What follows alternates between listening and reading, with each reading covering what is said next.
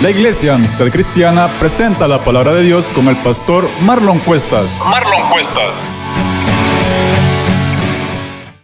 Leamos la Biblia, hermanos, en San Juan, capítulo 9, por favor. San Juan, capítulo 9. San Juan, capítulo 9. Si lo tiene, hermanos amados, juntos nos ponemos en pie para leer. Hágame el favorazo.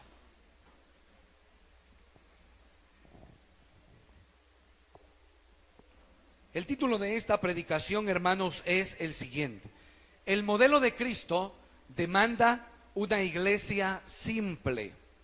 El modelo de Cristo demanda una iglesia ¿qué? Simple. Capítulo 9 de San Juan, hermanos, en el verso 1, leemos algunos versos y dice: en el nombre del Padre, del Hijo y del Espíritu Santo. Amén. Al pasar Jesús vio a un hombre ciego de nacimiento y le preguntaron sus discípulos diciendo: Rabí, ¿quién pecó, este o sus padres, para que haya nacido ciego? Respondió Jesús: no es que pecó este ni sus padres, sino para que las obras de Dios se manifiesten en él. Me es necesario hacer las obras del que me envió, entre tanto que el día dura. La noche viene cuando nadie puede trabajar. Entre tanto que estoy en el mundo, como dijo Jesús, luz soy del mundo.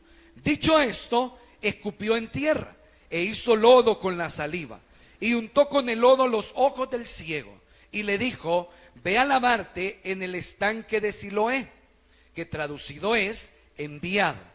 Fue entonces y se lavó y regresó viendo. Entonces los vecinos y los que antes le habían visto que era ciego decían: ¿no es este el que se sentaba y mendigaba? Unos decían: él es, y otros: a él se parece. Él decía: yo soy. Y le dijeron: ¿cómo te fueron abiertos los ojos? Respondió él y dijo: aquel hombre que se llama Jesús hizo lodo, me untó los ojos y me dijo: ve al Siloé y lávate. Y fui y me lavé y recibí la vista. Entonces le dijeron: ¿dónde está él? Y él dijo: no sé. Señor, te damos gracias porque nos regalas la oportunidad, Padre bendito, de estar en tu casa. Ahora, bendito Dios, permítenos, Señor, concentrarnos en tu palabra y aprender, Señor, según tu propósito y por el cual hemos leído este pasaje, Señor. En el nombre de Jesús oramos, Padre. Amén, Señor. Amén. En primer lugar, ¿qué es el modelo de Jesucristo? Teníamos casi un mes que no habíamos abordado esta temática, ¿verdad? ¿Qué es el modelo de Jesús? ¿Alguien se recuerda qué es? Hemos estado hablando del modelo de Jesús en la misericordia, en la justicia, en el día a día, en la práctica de la iglesia, en el ayudar a los demás. ¿Qué es la obra de Jesús? El modelo, perdón, de Jesús. ¿Qué es? ¿Algún voluntario? Alguien que me diga: yo me recuerdo qué es esto. ¿O lo selecciono yo? A ver, ¿qué es el modelo de Jesús? Hablábamos esta semana con unos líderes y una de las cosas que la iglesia está atravesando en este tiempo es que la iglesia no quiere hacer las cosas como Jesús las hizo. No quiere. Interesante, ¿verdad? ¿Y qué le enseñamos a la gente entonces? Fácil: a construir imperios, a construir cosas materiales, a hacer cosas vanas. Y Cristo, solo de lectura. ¿Qué es el modelo de Jesús? David, ¿qué es? Como muy participativos me han venido, entonces voy a preguntar yo.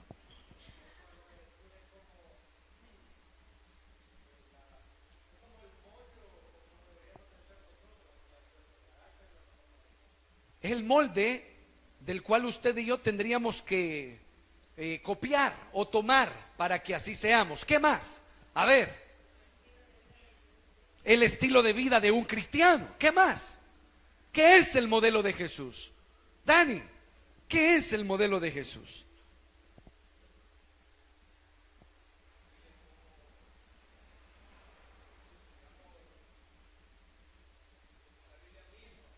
Sí. No, está construyendo la idea.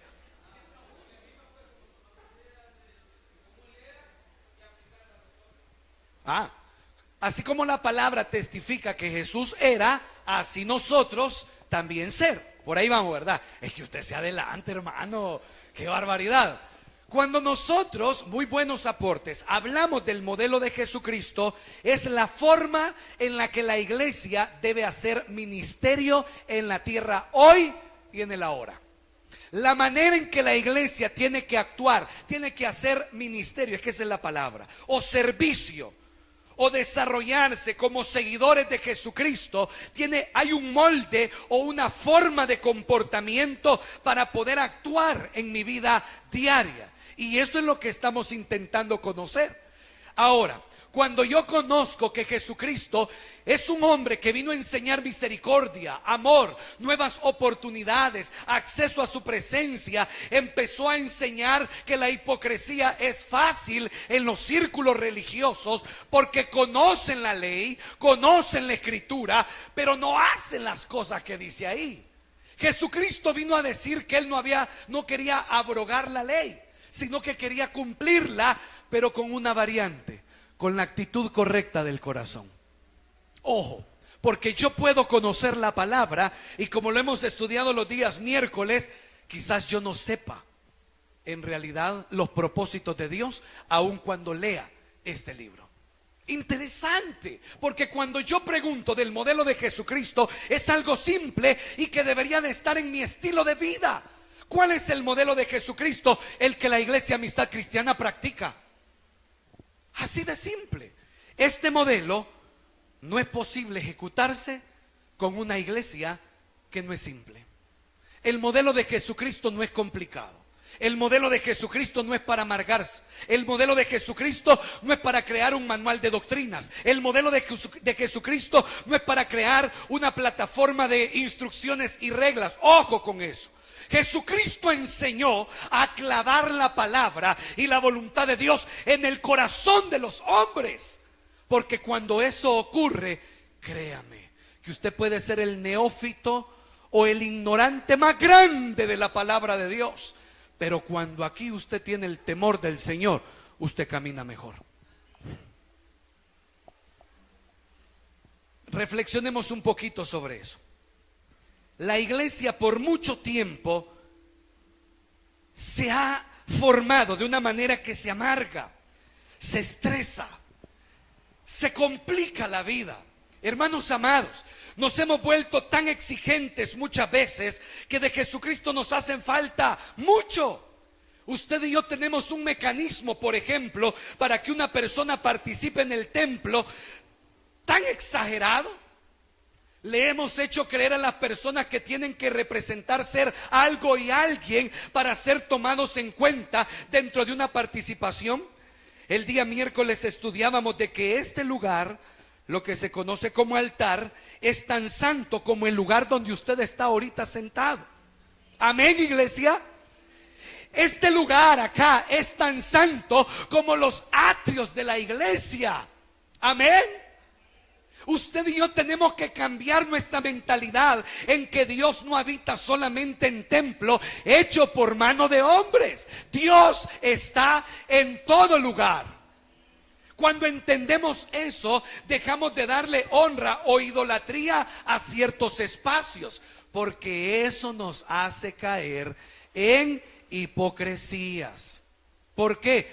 Yo aquí vengo de corbata, por eso hasta la corbata me empecé a quitar ya. Está bien, ¿verdad? Yo aquí, no, aquí intachable. Un santo hombre de Dios. Yo hasta para mirar, soy angelical para hacerlo. Dios le bendiga, hermano. Qué bueno verle, hasta brillan los ojos, ¿verdad? Pero, ¿de qué sirve si yo en mi casa mantengo un infierno completo? ¿Sí me explico? No sirve de nada. Entonces yo no puedo idolatrar nada más este lugar y cuando esté con mis amigas, aquí otro pisto, ¿verdad? No, eso significa que el modelo de Cristo no está en mi corazón. no se ha clavado en mi corazón. Porque yo debo aprender a ver a Cristo con una simpleza tal de que Él no me va a poner como cepos o yugos o cosas en donde yo viva como un esclavo. No, Él me va a enseñar un estilo de vida desde la perspectiva de mi corazón. Y yo debo aprender a respetar a Dios porque Él así me lo está enseñando. Siempre voy a recordar que el pastor Palacios me decía las siguientes palabras: cuando hay un lápiz que está torcido y la iglesia con su exigencia lo quiere enderezar, hará un esfuerzo tan grande por llegarlo a su lugar que lo más probable es que se quiebre y lastima, hiere, ofende, hace sentir mal. Usted no califica, a usted le falta, usted aquí, usted allá, etcétera. Y si Jesucristo se dejara escuchar y empezara a decirme todo lo que yo soy cuando estoy juzgando a alguien, ¿qué haría? Tirar las piedras y apartarme. Porque yo no puedo considerarme más que otro. Por eso decía él, cuando el Espíritu Santo endereza algo torcido, lo deja perfecto, nítido. Y eso es lo que necesitamos. Que el Espíritu Santo empiece a obrar en medio de esta congregación. Amén. Ahora veamos. En el capítulo 9 que tenemos, vamos a encontrar a Jesucristo que está pasando por un lugar. Y creemos de que desde el capítulo 7 de Juan, Jesucristo ha ido a Jerusalén por la fiesta de los tabernáculos. Usted lo puede leer y es el contexto donde se encuentra hasta el capítulo 9. Creemos entonces que Jesucristo está bajo esa perspectiva y ha ido a una celebración. Hay dos cosas interesantes en la celebración de los tabernáculos.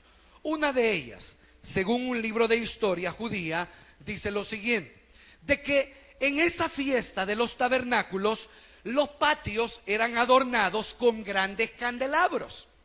Y que dentro de la fe judía, eso significaba que lo que ellos celebraban era luz para el mundo.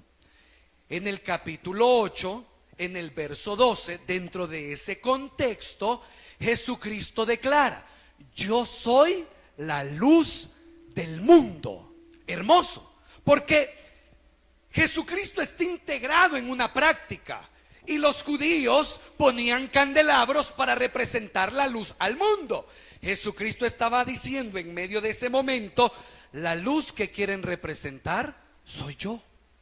Yo soy la luz del mundo. Y en el capítulo 9, en el verso 5 que hemos leído, Jesús una vez más dice que Él es la luz del mundo. O sea, eso es importante en el relato que estamos ahorita tratando de estudiar.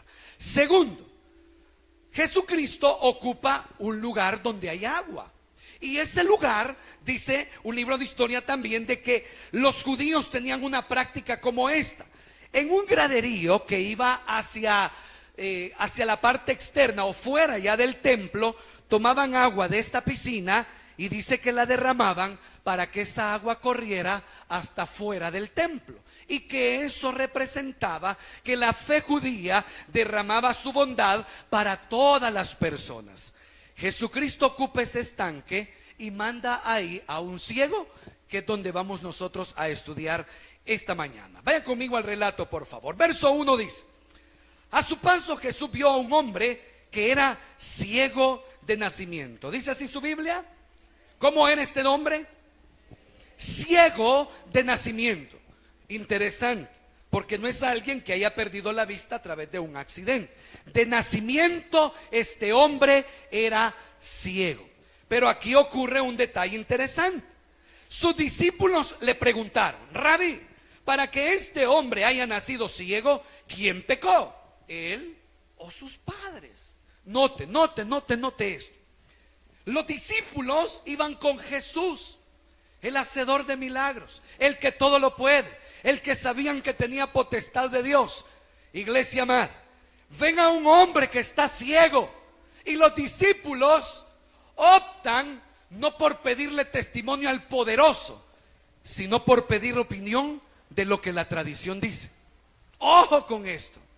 Los discípulos están consultando algo que está ligado a la tradición del momento. Si el padre peca, los hijos van a tener consecuencias. Entonces, en la mentalidad de los judíos, este hombre que estaba ciego era el resultado de padres pecadores. Y ojo, porque la iglesia muchas veces camina con esa mentalidad, que de repente antes de decirle a alguien que se arrepienta, que se acerque a Dios, empezamos a transmitir juicio a las personas. ¿Sí o no? Si alguien está algo chueco, ¿verdad? Está algo torcido, usted y yo empezamos pero a tratar de pisotear a esa persona. Los discípulos estaban empapados de tradiciones, y la tradición, y en este caso esa consulta, era algo que tenía que ver con lo que les habían enseñado. Jesucristo hace algo impresionante.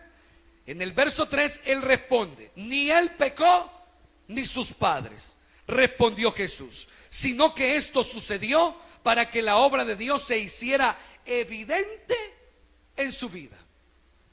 En primer lugar, ¿por qué la iglesia de este tiempo tiene que ser simple para mostrar o practicar el modelo de Jesucristo? Número uno, porque no puede mantenerse anclada en tradicionalismos. La obra de Dios necesita ejecutarse, no si para mí parece que esta persona lo merece o es digna de ese castigo.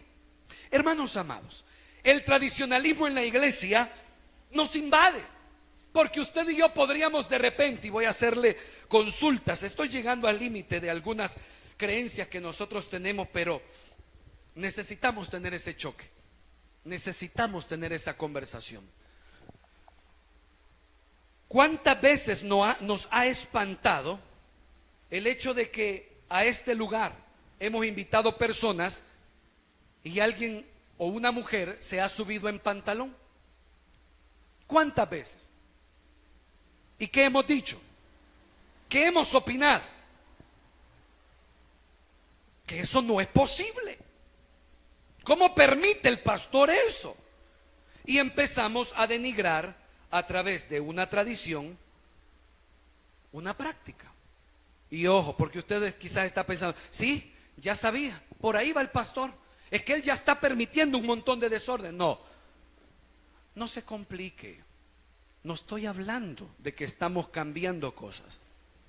Imagínense que de repente, hermano amado, usted y yo tengamos ese escenario, y esta mujer, yo pregunto, por su vestimenta, ¿no podría darnos algo de parte de Dios? ¿Qué piensa usted?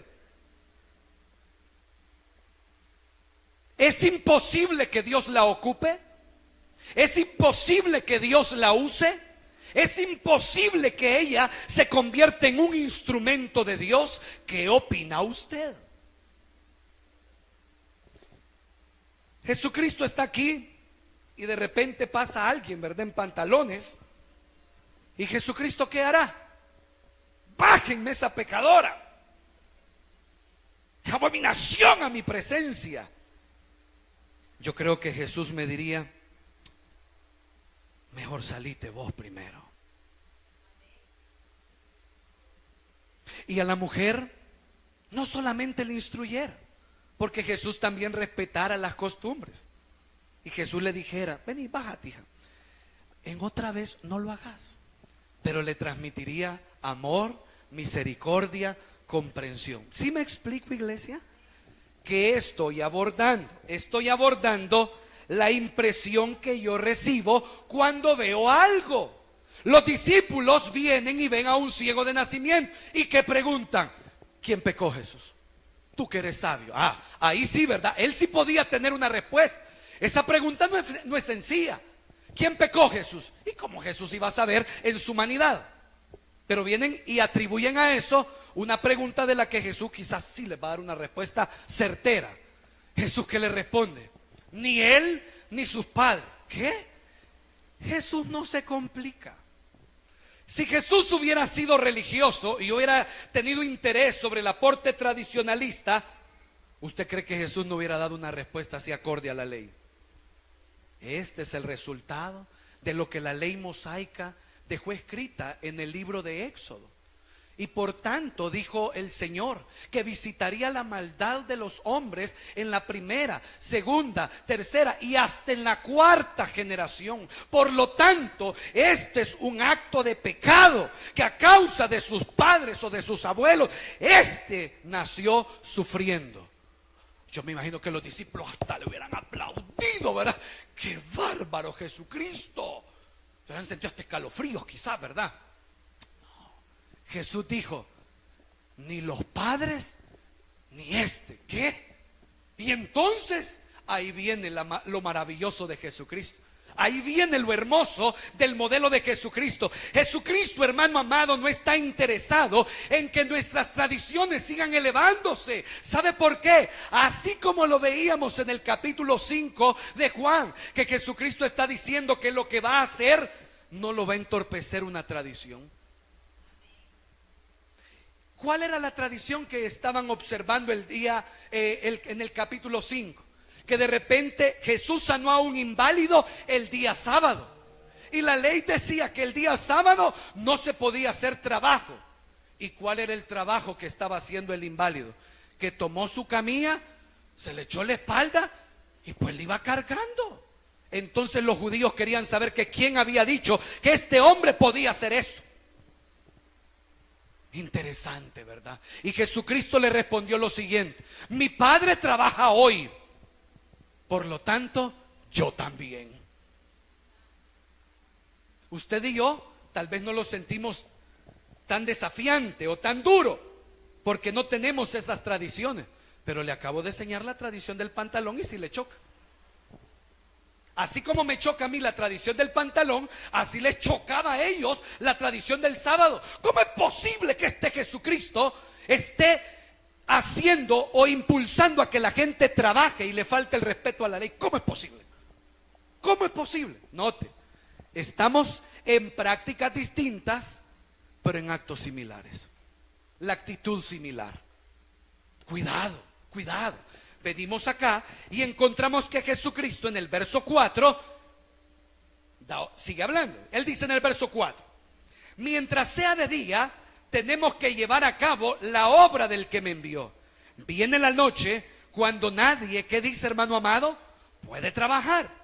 Mientras esté yo en el mundo, luz soy del mundo.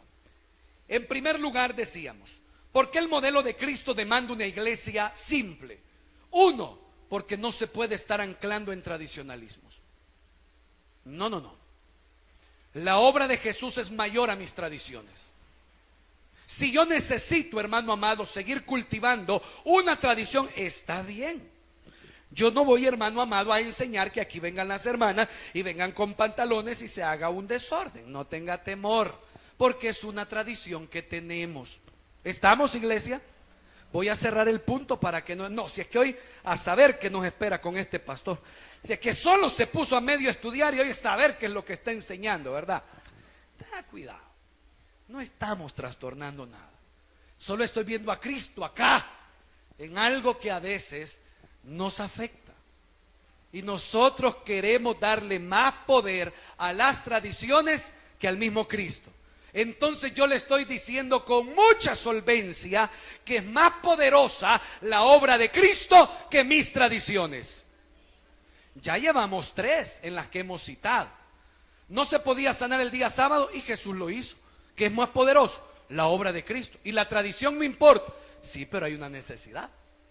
Segunda, la ley que decía de la mujer que la encontraron en acto de adulterio, que la podían matar tirándole piedras. Así decía la ley. Entonces no había problema. ¿Y Jesús qué hizo? Preguntarles que si alguno estaba libre de pecados, que empezara, y si no, ¿verdad? Y ellos se empezaron a ir. Tercero, estamos en el capítulo 9 y ya vamos a ver que hay problemas aquí también, porque de repente están cuestionando. Verso 4, ¿qué es lo que dice? Verso 5: mientras esté yo en el mundo, luz soy del mundo. En segundo lugar, una iglesia simple sabe que conocer a Dios, fíjese bien, esto parece algo entendido, pero ya se lo voy a explicar. Una iglesia simple sabe que conocer a Dios produce milagros. Y la iglesia de este tiempo ya no lo ve así. Para la iglesia del siglo XXI, en nuestro marco pentecostal sería, ¿verdad? Usted y yo como pentecostales, usted y yo hemos llevado a un nivel tan elevado la parte de los milagros, y no estoy diluyendo, solo estoy diciendo que a veces conocer a Dios y compartir la palabra parece que no tiene nada poderoso. Jesucristo dijo algo interesante. Verso 4 dice: mientras sea de día, tenemos que llevar a cabo la obra del que me envió. ¿Qué dice Reina Valera? Verso 4.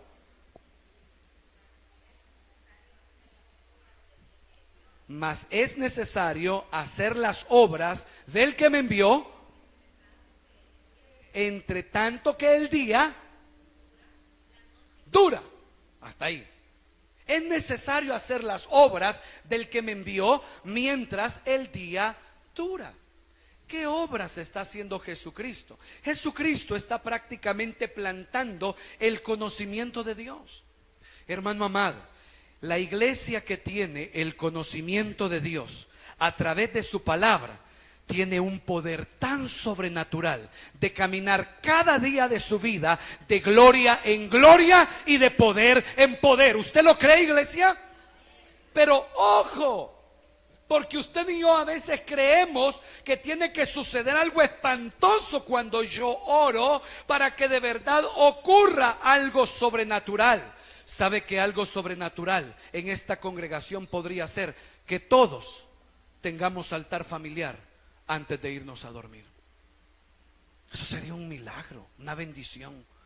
Que usted después de 10, 12, 15 años de tener su altar familiar, vea a su hijo coronando carreras y vea a su hijo sirviendo en un lugar a Dios, al Rey de Reyes y Señor de Señores. Ese es un milagro. Ver un día que lo que usted discipuló en casa o que lo que empezó a enseñar a través de la palabra de Dios en su familia, un día en un culto ve a su esposo, a su esposa, a sus hijos viniendo al altar, levantando su mano diciendo: yo quiero recibir a Jesús como mi Señor. Ese es un milagro hermoso. La iglesia muchas veces está perdiendo tanta bendición porque quiere ver cosas solamente, ni tengo la palabra, no conozco una palabra que haga mención a algo extraordinariamente grande. Y diremos, ese sí es un milagro. ¿Por qué no empezamos con el milagro de que yo cambio, hermano amado, de verdad? Ese sería un gran milagro. ¿Por qué no empezamos con el milagro de que mi carácter cambie de una vez por todas? ¿Por qué no empezamos con el milagro de que mi estilo de vida oscuro y que está en el secreto cambie de una vez por todas? ¿Por qué no empezamos con ese milagro? ¿Por qué no empezamos con el milagro de que nuestro vocabulario sucio cambie en verdad?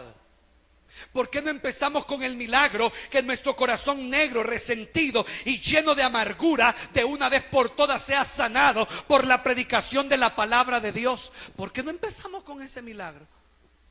Si el primer paralítico, el primer adúltero, si la primera persona que está arruinada soy yo.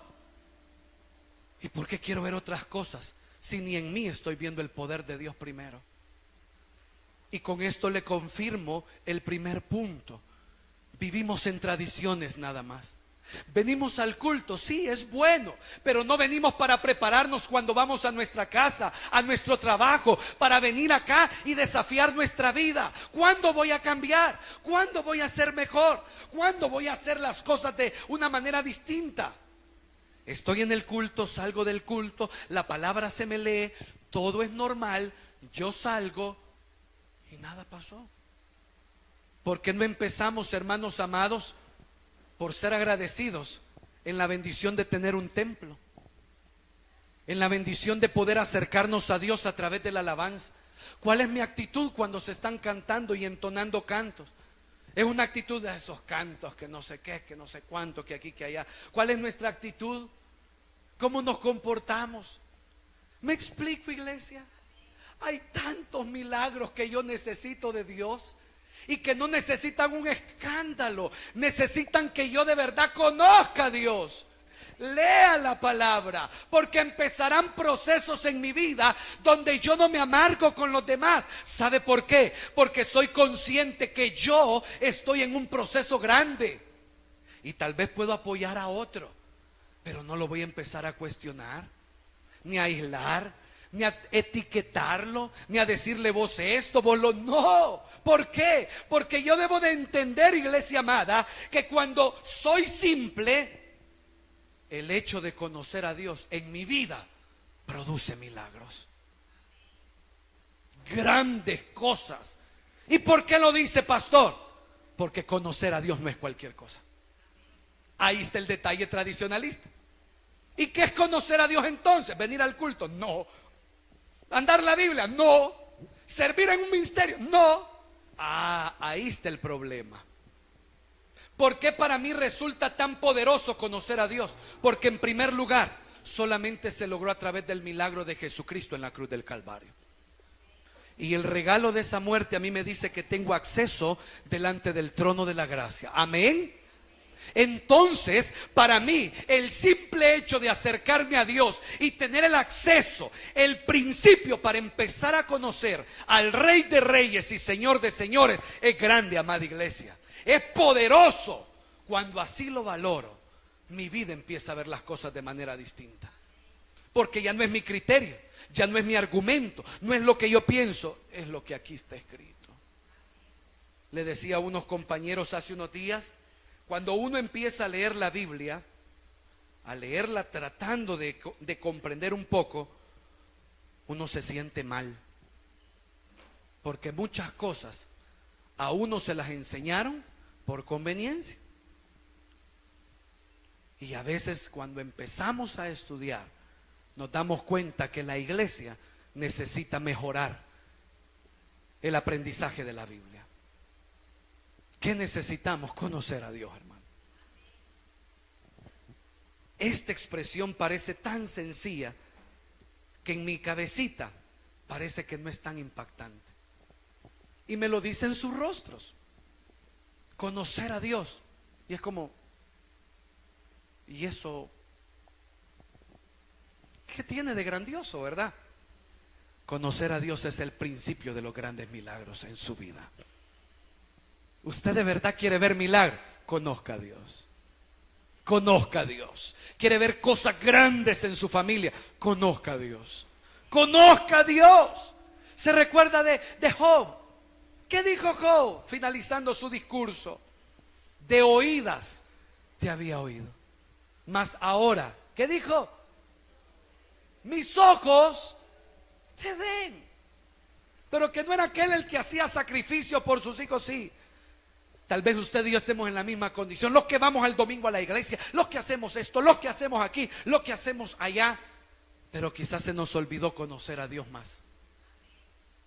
Necesitamos conocer a Dios. Conozca a Dios. Y le voy a dejar un ejercicio respecto a eso. ¿Cuál es su actitud cuando está adorando a Dios? Esa es una de las evidencias de alguien que dice que conoce a Dios. Cuando alguien conoce a Dios o está conociendo a Dios, la actitud, cuando él sabe que está delante de Dios, es una actitud hermosa. Pero cuando alguien no conoce a Dios, está delante de él, su actitud es de irreverencia, de irrespeto, de no estar concentrado, porque solamente es un tradicionalista. Pone de excusa los cantos, el músico, el cantor, todo. Usted me dice, pastor, pero si un día va a un lugar y no se puede los cantos, ¿qué va a hacer? Yo mejor me arrodillo en vez de estar criticando. Me pongo a bendecir a Dios con lo que yo sé. Amén, iglesia. Diga a la persona que está a su lado, esforcémonos por conocer a Dios. Dígase. En último lugar, vaya por favor conmigo el verso 8, ¿verdad? Verso 7, perdón. Jesús le dijo, ve y lávate en el estanque de Siloé. ¿Qué significa, iglesia? ¿Qué es lo que significa enviado? ¿Qué significa enviado? ¿Ah? ¿Qué? Sí, pero está diciendo Jesucristo. Lo volvemos a leer. Ve y lávate en el estanque de Siloé, que significa enviado. ¿Qué es lo que significa enviado? No. Sí, es que creo que no sé exactamente cómo hacer la pregunta. Está dando un significado Jesucristo, ¿verdad? ¿A qué palabra le está dando ese significado? ¿A qué? A Siloé. ¿Estamos ahí? ¿Estamos ahí? Ojo, a veces en el texto encontramos cosas así y nos quedamos con la duda, ¿verdad? Entonces, dice, ve y lávate en el estanque de Siloé. Siloé significa enviado. ¿Estamos ahí? Bien. Número 8. No, en el 7 termina diciendo, el ciego fue y se lavó y al volver ya veía. Ahí quedémonos. Acá hay algo interesante, hermanos, porque leyendo un poquito se entiende un doble milagro. Y esto lo quiero detallar porque a mí me impresionó y quiero que también usted lo vea así. El acto físico de ver de un ciego de nacimiento no era solamente el hecho de abrir los ojos. La doctora tal vez me va a dar el visto bueno en el comentario. Cuando usted habla de un ciego de nacimiento, significa que el cerebro nunca, neurológicamente creo que se dice, ha recibido el mensaje de la impresión de ver. El hecho de ver iba a causar crisis en el cerebro de la persona que recibía el milagro. Se lo voy a explicar de esta manera. Cuando usted observa algo que nunca ha visto en la vida, pero que es horrendo, ¿cómo recibe usted esa impresión? Usted ve, imagínese que ve un acto de violencia y usted va pasando, usted ve algo y hasta como que abre más los ojos, ¿verdad? ¿Sí o no? Recibe un choque en su cabecita y su reacción es de asombro. ¿Por qué? Su cerebro no tenía procesada esa imagen. Por tanto, usted no está acostumbrado. Cuando usted ve el relato, hermano amado, de este ciego, a mí me encantó verlo desde esa perspectiva. Jesucristo, aparte de abrir sus ojos, le entrega a esta persona la capacidad de procesar completamente toda la información que iba a recibir sin que fuera impactado. Cuando yo veo eso, me encanta pensar en que cuando Dios hace algo, ahí es donde se cumple. Lo hace mucho más grande de como yo se lo he pedido. Increíble. Porque el ciego solo quería abrir los ojos, pero atrás de eso había un proceso más extraordinario. Y un doctor de este pasaje opinaba lo siguiente, que para que eso fuera realidad, tendría que haber nacido de nuevo, para que empezara poco a poco a procesar toda la información. Pero en Jesucristo no necesitó un proceso porque Él es poderoso. Lo que hizo, lo hizo inmediatamente, así como puede hacer con todos nosotros. Le decimos al Señor, Señor, cámbiame mi carácter, pero en medio de ese cambio está mejorando la familia, está mejorando nuestros amigos, nos está mejorando en la sociedad. Es más grande lo que Dios hace cuando milagros empiezan a ocurrir, cuando yo estoy conociendo a Dios de verdad. Hermano, ¿venir a la iglesia es importante? Sí. Pero yo conozco a muchos que han ido a la iglesia años y años y años, y después de 40, 50 años se salen de la iglesia. Ir a la iglesia no es todo. Lo que se necesita es conocer a Dios. Amén. Terminemos. Verso 8 dice, sus vecinos y los que le habían visto pedir limosna decían, ¿no es este el que se sentaba a mendigar? Unos aseguraban, sí, es él. Otros decían, no es él, sino que se le parece. Pero él insistía, soy yo. ¿Cómo entonces se te han abierto los ojos?, le preguntaron. Este hombre que se llama Jesús hizo un poco de barro, me lo untó en los ojos y me dijo, ve y lávate en Siloé. Así que fui, me lavé y entonces, ¿qué dice, iglesia? Recibí la vista, pude ver. En último lugar, y esto es lo último en lo que reflexionamos, si el modelo de Cristo demanda una iglesia simple, es porque solo la sencillez puede edificar evangelistas voluntarios y sinceros. Yo no puedo, hermano amado, y es algo de que ya como iglesia tendremos que aprender. Crecer no es una competencia de la institución. Vamos a hacer células, hermanos, y vamos a correr por crecer. Yo he conocido pastores que cuando un líder logra aperturar 4 células, le regalan $100 de premio. Y si logra aperturar otras 4, hay otros tipos de bonos, como viajes al Decameron, con todo incluido. Ay, si como abren los ojos, ¿verdad? Pastor, ¿dónde es? Ajá. El modelo de la iglesia ahora se ha vuelto corporativo. ¿Y qué significa? Yo construyo una estrategia empresarial para crecer en números. Y ahora si no crecemos de manera estratégica, ya nadie quiere predicar, ya nadie quiere evangelizar, todos estamos ocupados, no tenemos tiempo, no aquí, no allá. Estudiando esto, para mí es tan fácil identificar que el exceso de tradicionalismos en esta congregación, así de puntual, que el hecho de no tener un conocimiento correcto de Dios nos ha vuelto simplemente una iglesia estéril en lo que respecta a compartir el mensaje. Nos estamos manteniendo en la tradición nada más. Perdóneme, pero eso no es el modelo de Cristo. Y no está de más decir que eso no le agrada al Señor.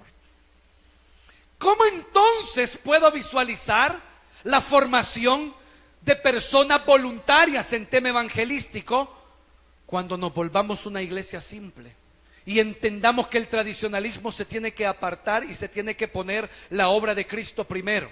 Cuando entendamos, iglesia amada, que como congregación tenemos que crecer en el conocimiento de Dios a través de su palabra. Cuando dejemos de perder el tiempo entre tantos pleitos, en decir este sí, este no, en decir esta persona puede ser buen cristiano, aquel no. No, iglesia, cuando nos veamos con los ojos de Cristo, vea a la persona que está a su lado, por favor, véala. Quizás la persona que está a su lado, y le voy a hacer una pregunta, está hermosa esta pregunta. No se ha bautizado la persona que está a su lado. Y yo le hago una pregunta, hermano amado. Y Dios no puede usar a esa persona, no le puede dar un don a esa persona. ¿Qué opina usted? A mí me enseñaron de que una persona que no es bautizada no puede recibir el don de lenguas, por ejemplo. A mí así me enseñaron. Pastor, ¿por qué está diciendo eso? Porque yo vi personas que lo hicieron antes de ser bautizado. Yo lo vi. Yo estaba ahí. Ahora, yo le pregunto a usted, si una persona no se ha bautizado, ¿no puede ser usada por Dios? ¿Por qué? ¿Por qué? Porque el poder de Dios es mayor a una costumbre. Es mayor. ¿Se recuerda usted del eunuco y de Felipe? Esos versos contradicen la tradición de que el bautismo se hace solo donde hay agua que corre, que fluye. ¿Y qué le dijo Felipe, el eunuco a Felipe? ¿Y qué me impide que me bautice? Pues nada, que creas en el Señor Jesucristo. Y dice que vieron ahí como una pila. ¿Y qué hizo Felipe? Bautizar a aquel hombre que es mayor, el poder de Dios. Cuando conozco a Dios me doy cuenta de eso. Cuando estoy conociendo a Dios a través de la palabra, siempre me voy a preguntar, ¿qué se exalta aquí? ¿El poder de Dios o un tradicionalismo? Y entenderé que el poder de Dios es lo que se va a exaltar. Entonces, acá, iglesia amada, esto es maravilloso, porque lo que estamos hablando es de un Cristo que está tratando de reeducar a su iglesia. Es de un Cristo que le está diciendo, dejen de complicarse, aprendan a conocerme a mí, acérquense a mí. Si están cansados, si están cargados, yo los haré descansar. Jesucristo está reevangelizándonos, diciéndonos, en mí está el descanso. Yo soy la luz, yo soy el camino, yo soy la vida para ustedes. Acérquense a mí. Cuando empezamos a conocer a Cristo, cuando comenzamos a conocer a Dios, nos damos cuenta, hermano amado, que esto funciona por misericordia, por justicia, por amor. Por misericordia, por justicia, por amor. ¿Por qué, iglesia? Por misericordia, por justicia, por amor. Entonces, cuando yo me encuentro frente a la palabra y el Señor me dice que yo soy su representante aquí en la tierra, yo digo, ¿cuántos errores he cometido? Porque me he vuelto un aislador de personas por estar creando sistemas que no son bíblicos. Cuando veo a un Cristo que cuando había una necesidad abría sus brazos y bendecía a las personas. Pastor, pero es que estamos hablando de otra cosa. ¿Se recuerda de aquel que dijo, verdad? Si supiera el maestro quién le está besando los pies, el maestro no lo permitiera. Y le llamó la atención a ¿verdad? Y le dijo, entré a tu casa y vos no me lavaste los pies. Iglesia amada, el modelo de Jesucristo es simple. Es simple. ¿Cuándo lo entenderemos así? Cuando de verdad querramos conocer a Dios. El desafío de esta congregación es conocer a Dios a través de dos recursos: la oración y el estudio de la palabra. Dos recursos.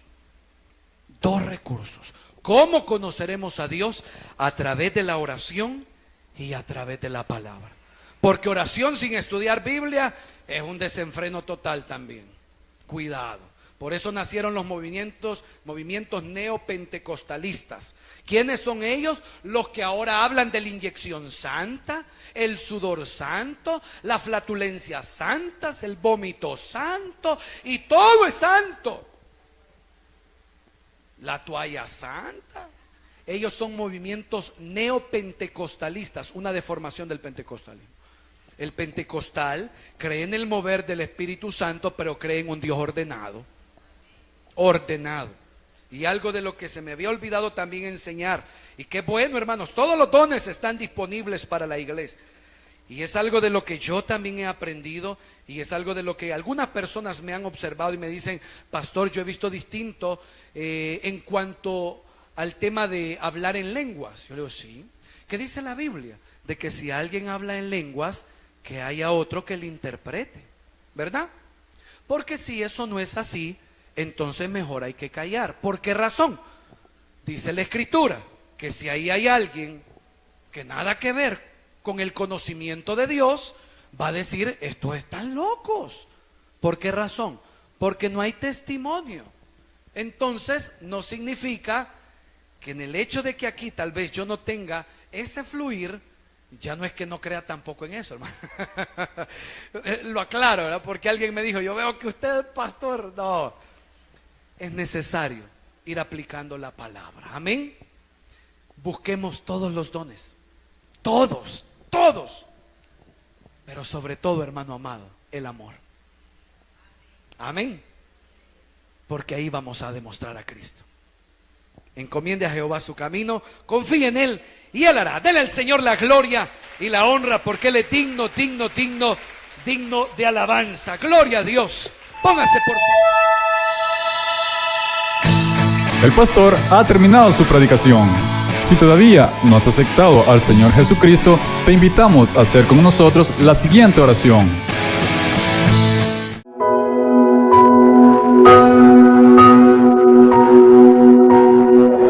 Dios mío, reconozco que soy pecador y me arrepiento de todos mis pecados. Creo en mi corazón que Cristo es el Señor y que es tu Hijo amado. Reconozco que Cristo murió por mis pecados y que tú le resucitaste de entre los muertos. Yo abro las puertas de mi corazón y te recibo como mi Señor y Salvador. Amén.